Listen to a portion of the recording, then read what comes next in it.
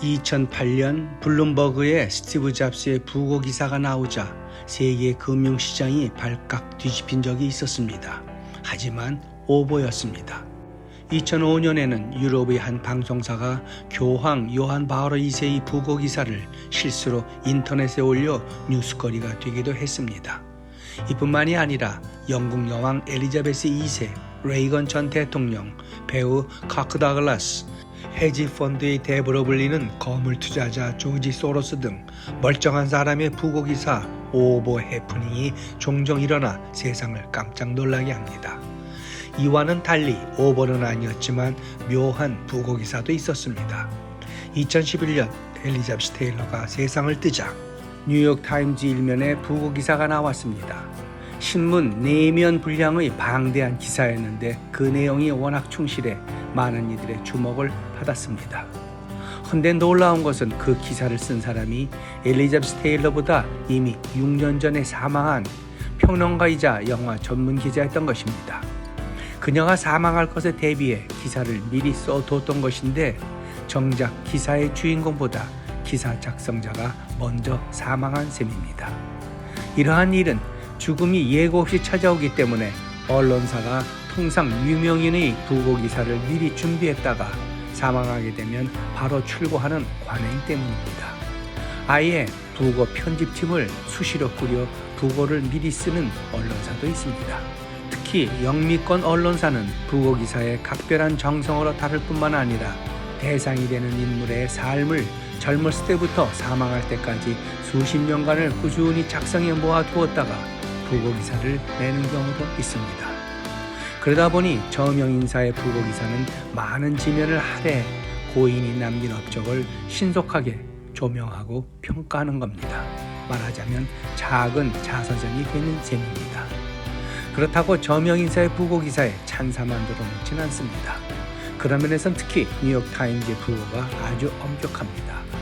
고인의 업적을 칭송하는 것 외에 잘못까지도 신랄하게 지적합니다. 그런 뉴욕타임즈가 1851년 창간호부터 2016년까지 165년간의 게재된 부고 기사를 엄선해 뉴욕타임즈 부고 모음집을 펴낸 적도 있는데 책 서문에서 뉴욕타임즈의 부고 기자 부서는 가장 뛰어난 기자들이 모이는 곳이라며 자긍심을 보였습니다. 지난달 29일 외교의 거목 헨리 키신저가 별세했습니다. 역시 뉴욕타임즈는 그의 부고를 무려 8면에 걸쳐 실었습니다. 키신저의 미니 전기인 셈인데 대부분을 기자생활 30년 동안 키신저를 꾸준히 만나며 취재한 외교 전문기자 데이브 생어가 썼습니다. 타인의 삶에 대한 관심과 존중에서 가능한 전통을 이뤄내는 것입니다.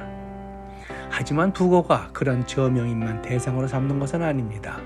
부고 기자로 유명한 월스트리트저널의 40년 관록의 제임스 해거티는 지금까지 1000여 건이 넘게 부고 기사를 쓰면서 평범한 이들의 죽음에서도 의미 있는 이야기를 발굴해내 세상에 알렸습니다. 그는 자신의 저서 그렇게 인생은 이야기가 된다 해서 불의의 사고와 나쁜 소식으로만 가득한 신문을 보고 세상을 읽는다면 이 세상은 비관론자로 가득해질 것이라고 했습니다. 그러니 그러한 기사들을 읽은 뒤 부고란을 보라고 권합니다.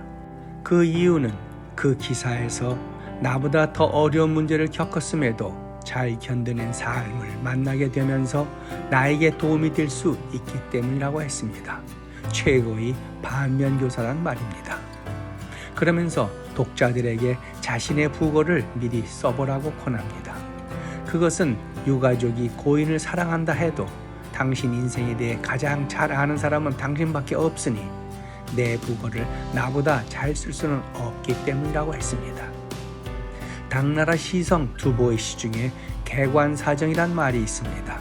사람은 관뚜껑을 덮은 뒤에라야 비로소 그 면모를 제대로 평가할 수 있다는 뜻입니다. 평범한 사람도 부고를 쓸 자격이 있느냐는 질문에 제임스 해거티는 내 이야기를 할 자격이 있는지가 아니고 오직 나만 할 수 있는 그런 이야기를 하고 싶은지가 중요하다고 했습니다. 고맙습니다.